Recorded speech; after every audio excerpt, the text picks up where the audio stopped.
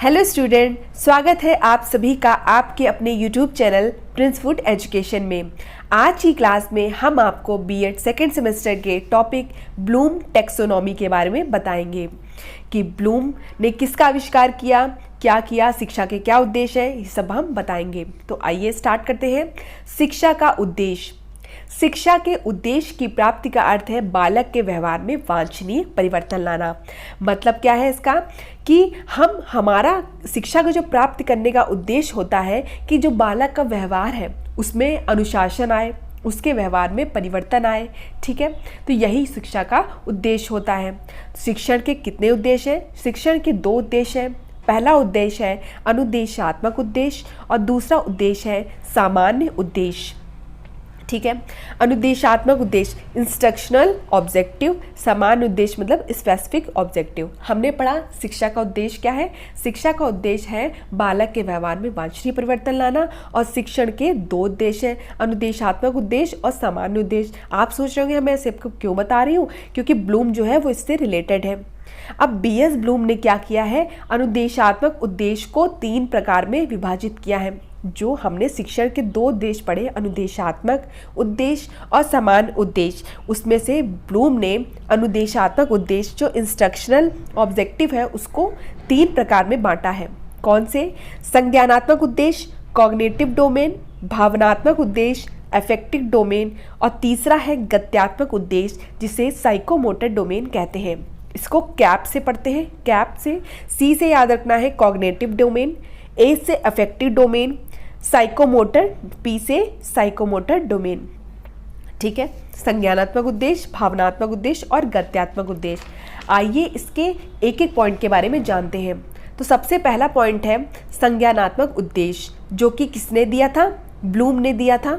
कब दिया था? 1956 में। आपको जो सन है वो याद रखना है और क्या याद रखना है, यह किसने दिया था। तो संज्ञानात्मक उद्देश्य जो है, सबसे पहले आपको क्या याद रखना है कि अनुदेशात्मक उद्देश्य को जो है वो तीन भागों में विभाजित किया है। कौन कौन से तीन भाग हैं? पहला कौन सा है? संज्ञानात्मक, दूसरा है भावात्मक और तीसरा क्या है आपका? गत्यात्मक या क्रियात्मक भी बोल सकते हैं उसको। संज्ञानात्मक उद्देश्य को जो खोजा है वो किसने खोजा है? ब्लूम ने। कब? 1956 में। ध्यान रखिए, इसे व्यवहार का चिंतन पक्ष भी कहा जाता है। अब चिंतन पक्ष को इससे रिलेट क्यों किया गया है? क्योंकि हम सोचते कहाँ से हैं? अपने दिमाग से सोचते हैं। तो वहाँ पे दिमाग में संज्ञान मतलब क्या हुआ? सारा जो जितना भी मस्तिष्क रिलेटेड है, सोचना समझना जितना भी है, वो हम कहाँ से प्राप्त करते हैं? अपने संज्ञान मतलब मस्तिष्क के प्राप्त करते हैं। ठीक है, तो इसे जब पूछा जाए कि चिंतन पक्ष से रिलेटेड कौन सा ऐसा उद्देश्य है, तो कौन सा उद्देश्य है? संज्ञानात्मक उद्देश्य है। ब्लूम का जो संज्ञानात्मक उद्देश्य है वो चिंतन पक्ष से रिलेटेड है। तो ब्लूम ने संज्ञानात्मक पक्ष को 6 स्तर बताए हैं। संज्ञानात्मक पक्ष के 6 स्तर बताए। जो पहला है उसने 1956 में दिया था और 2001 में उसने उसको थोड़ा सा परिवर्तित किया।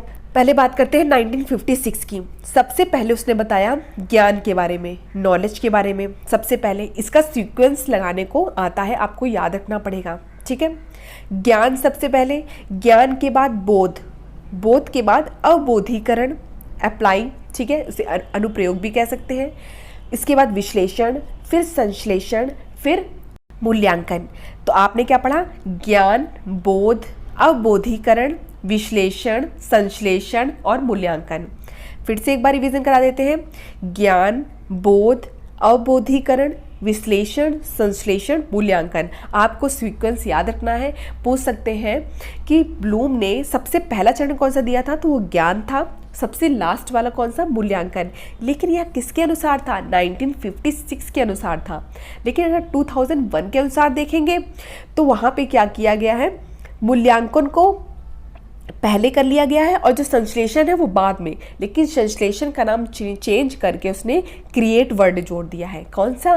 क्रिएट वर्ड, रचनात्मक जिसे बोलते हैं। ठीक है, वो जोड़ दिया है।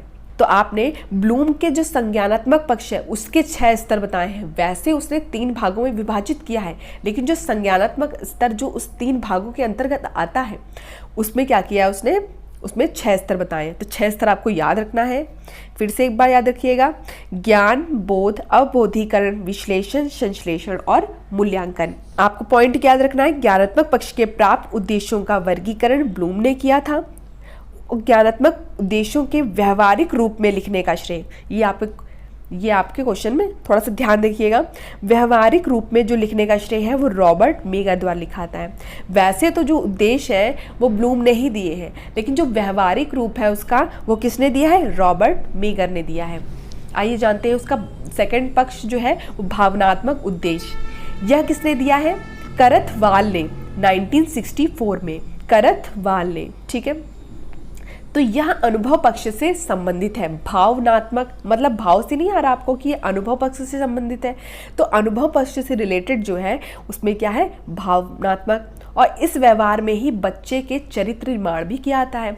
मतलब जो बच्चे का चरित्र निर्माण की बात अगर होगी, चरित्र निर्माण, अनुभव, ये सब किस में संबंधित है, प्रशंसा होगी, अनुभव होगा, चरित्र निर्माण होगा, तो यह भावनात्मक पक्ष से रिलेटेड है। इसमें भी आपको याद रखना है सीक्वेंस। सबसे पहला है अनुकरण करना, रिसीविंग, अनुकरण करना। ठीक है, अनुक्रिया करना मतलब रिस्पॉन्डिंग, अनुकरण करना, अनुक्रिया करना, फिर अनुमूल्यन, वैल्यूइंग, संप्रत्यय, कॉन्सेप्चुलाइजेशन, संगठन, फिर चरित्रीकरण। सबसे पहले आपने अनुकरण किया, अनुकरण करना, फिर अनुक्रिया करना, फिर अनुमूल्यन, संप्रत्यय, संगठन, चरित्रीकरण। आप सोच रहे होंगे मैं ये सब क्यों पढ़ा रही हूँ, क्योंकि ये आते हैं सीक्वेंस से। इसमें पूछ लिया आता है कि भावनात्मक उद्देश्य से कौन सा संबंधित नहीं है, तो आपको तो याद रखना पड़ेगा कौन सा है। सबसे पहले आपने याद रखा अनुकरण करना, दूसरा अनुक्रिया करना, तीसरा अनुमूल्यन है, चौथा है संप्रत्यय, पांचवा है संगठन और चरित्रीकरण।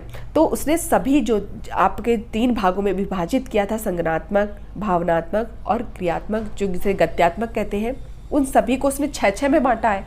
6-6 सबके स्तर बताए हैं। तो भावनात्मक उद्देश्य का ये आपने याद कर लिया। आपसे वही क्वेश्चन पूछेगा, भावनात्मक पक्ष के प्राप्त उद्देश्यों का वर्गीकरण किसने किया था, करथवाल ने 1964 में किया था। भावनात्मक उद्देश्य वे उद्देश्य होते हैं जो प्रशंसा से संबंधित होते हैं। मतलब इसमें अनुभव पक्ष आता है और चरित्र का निर्माण आता है। अब जान लेते हैं एक चीज और है इसमें, RCEM का पूरा नाम क्या है। तो RCEM का पूरा नाम याद रखिएगा, regional college of education Mysore, regional college of education Mysore.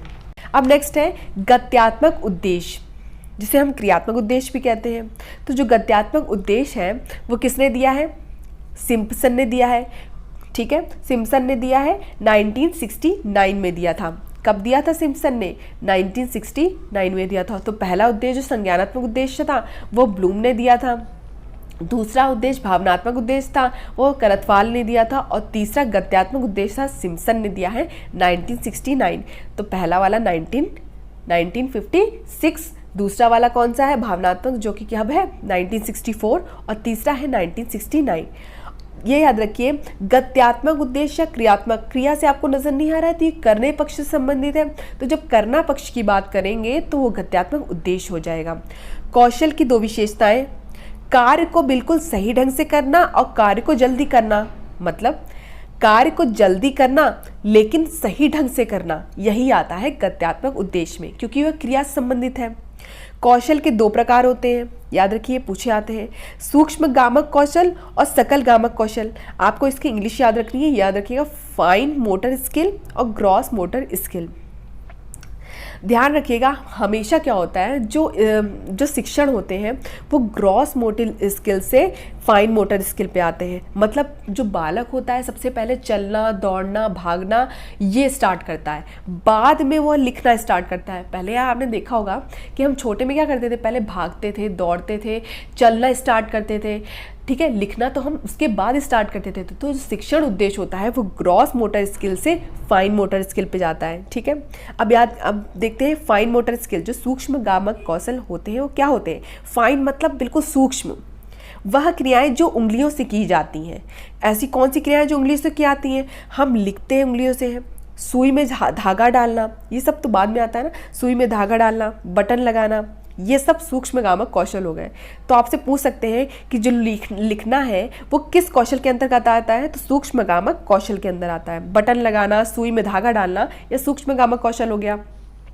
अब सकल गामक कौशल में क्या आ जाएगा, वह क्रियाएं जो उंगलियों के अतिरिक्त शरीर के अन्य अंगों से करते हैं। तो वह क्रियाएं जो उंगलियों के अतिरिक्त शरीर के अंग अंगों से करते हैं वो क्या होती है, सकल मतलब ग्रॉस मोटर स्किल होती है। जैसे चलना, दौड़ना, भागना, ये सब हमारी ग्रॉस मोटर स्किल्स होती है। और ग्रॉस टू मतलब ग्रॉस से फाइन मोटर स्किल पे जाते हैं, सकल से सूक्ष्म गामक कौशल पे, ये हमेशा याद रखिएगा। तो यहाँ पर भी इसको 6 भागों में विभाजित किया है। सबसे पहला है उद्दीपक, दूसरा है कार्य करना, तीसरा है नियंत्रण, समन्वय, स्वाभाविकरण और आदत। ठीक है, तो आपको इसमें से ये याद रखना है। सबसे ज़्यादा इंपॉर्टेंट जो है वो संज्ञानात्मक पक्ष के जो 6 स्तर हैं वो आपको याद रखने हैं। आप ये भूल भी जाएं तो कोई बात नहीं, लेकिन इसको ज़रूरी है याद रखना। आपने लाइन से याद रखा है ज्ञान, बोध, अवबोधीकरण, विश्लेषण, संश्लेषण, मूल्यांकन। ये 1956 के अनुसार है। अगर 2001 के अनुसार बोला जाएगा तो मूल्यांकन पहले आ जाएगा और संश्लेषण बाद में आ जाएगा, जिसे रचनात्मक भी कहते हैं। ठीक है, क्रिएट, उसने क्रिएट का नाम दे दिया उसको। तो ये हमने आज आपको ये टॉपिक कराया। तो इस तरह से हमारा टॉपिक जो ब्लूम टैक्सोनॉमी है वो कंप्लीट हुआ। इसके जो कुछ क्वेश्चन आंसर है, इंपॉर्टेंट क्वेश्चन आंसर है जो आपके एग्जाम के लिए इंपॉर्टेंट है, वो आपको मैं नेक्स्ट वीडियो में कराऊंगी। बीएड की सभी क्लासेस देखने के लिए डिस्क्रिप्शन में दिए गए लिंक में जाकर आप देख सकते हैं। बीएड की पीडीएफ के लिए आप हमारे टेलीग्राम चैनल से जुड़ सकते हैं, जिसका लिंक आपको डिस्क्रिप्शन बॉक्स में दिया गया है। धन्यवाद, मिलते हैं अपनी नेक्स्ट क्लास में।